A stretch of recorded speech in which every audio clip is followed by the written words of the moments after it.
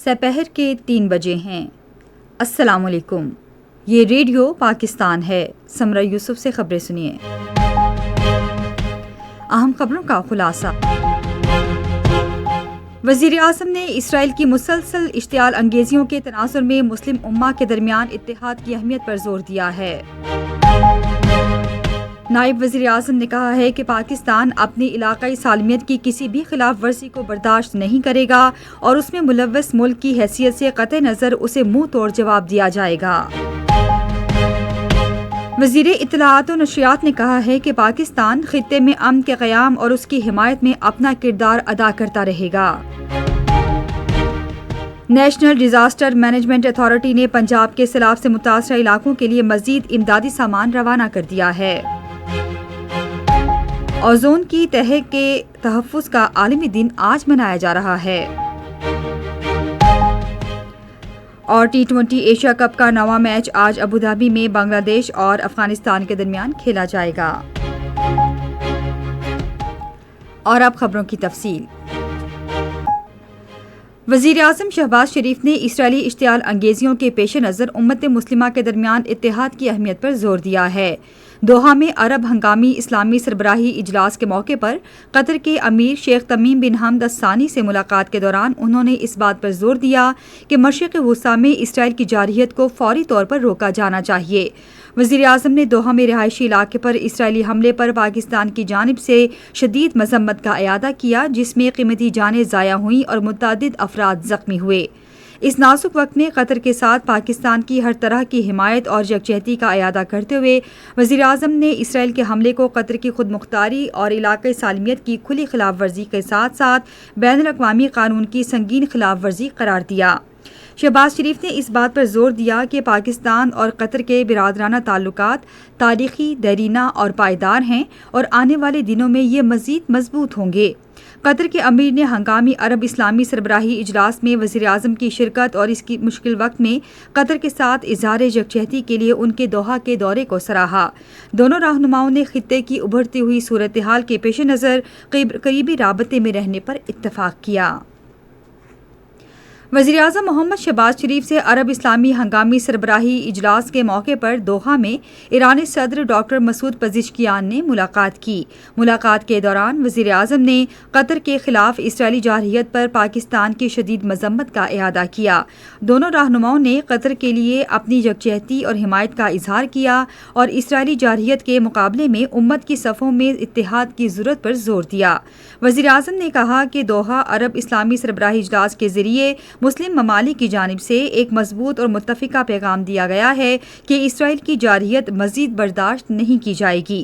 دونوں رہنماؤں نے تیزی سے بدلتی ہوئی علاقائی صورتحال کے پیش نظر رابطے جاری رکھنے پر اتفاق کیا ہے۔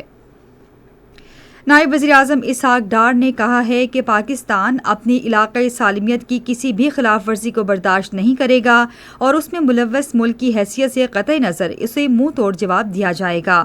الجزیرہ کو انٹرویو دیتے ہوئے انہوں نے بھارت سمیت تمام پڑوسیوں کے ساتھ پرامن تعلقات کی پاکستان کی خواہش پر زور دیا۔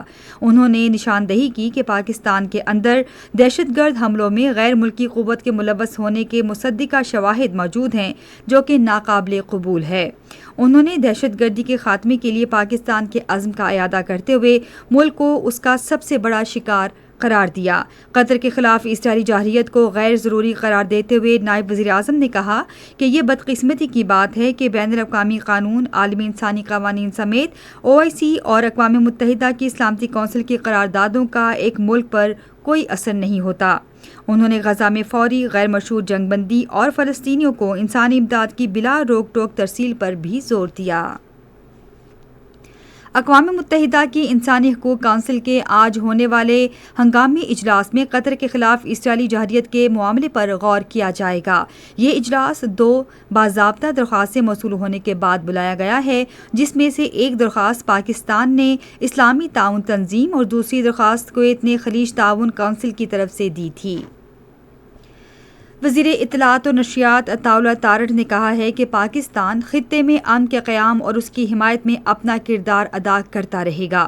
آج اسلام آباد میں انسٹی ٹیوٹ آف ریجنل اسٹڈیز میں ایک تقریب سے خطاب کرتے ہوئے انہوں نے یقین دلایا کہ تنازع کشمیر ہماری حکومت کی ہمیشہ ترجیح رہے گا۔ انہوں نے کہا کہ پاکستان کشمیری عوام کو حق خود ارادیت دینے کے لیے اقوام متحدہ کی قراردادوں کی بھرپور حمایت کرتا ہے۔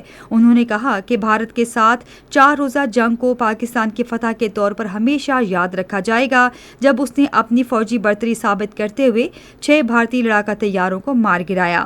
وزیر اطلاعات نے کرکٹ کے کھیل میں سیاست کو گھسیٹنے کے حالیہ بھارتی اقدام پر افسوس کا اظہار کیا۔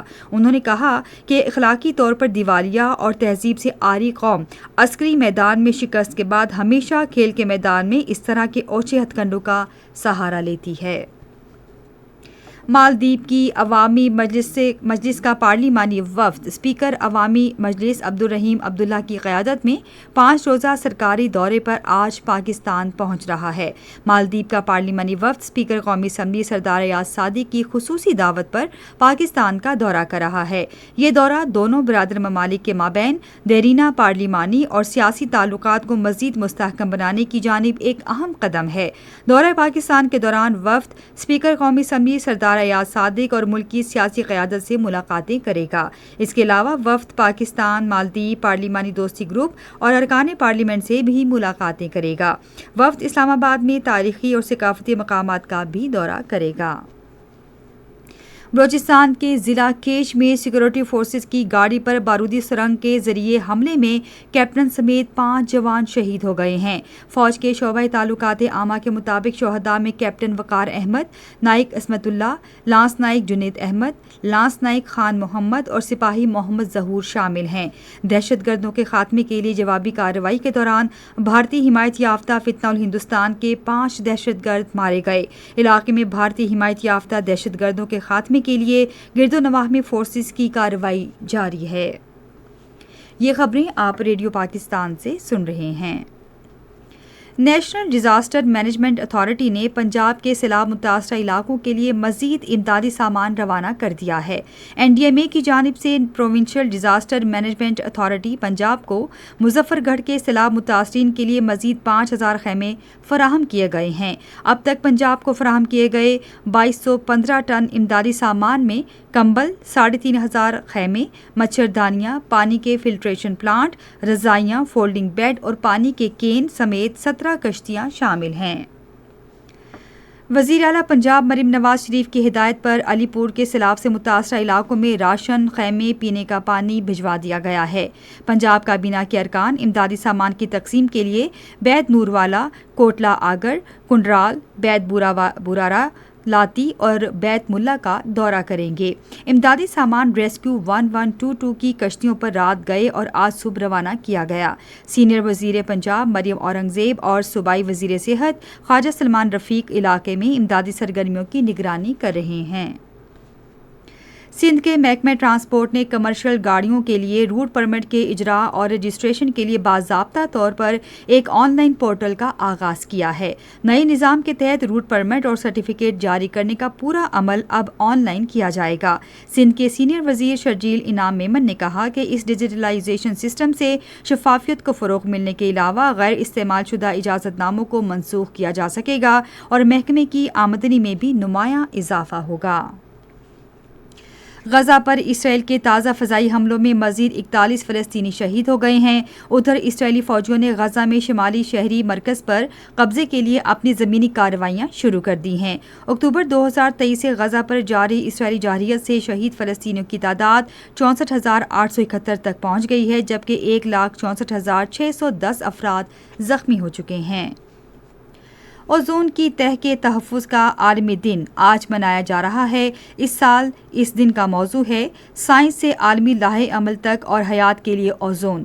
اوزون تہہ کے تحفظ کے لیے ویانا کنونشن کی 1985 میں منظور دی گئی اور 28 ممالک نے اس پر دستخط کیے تھے، جس کی روشنی میں ستمبر 1987 میں اوزون کی تہہ کے لیے نقصان دہ موادوں کے بارے میں باضابطہ مونٹریال کا مسودہ مرتب کیا گیا ہے۔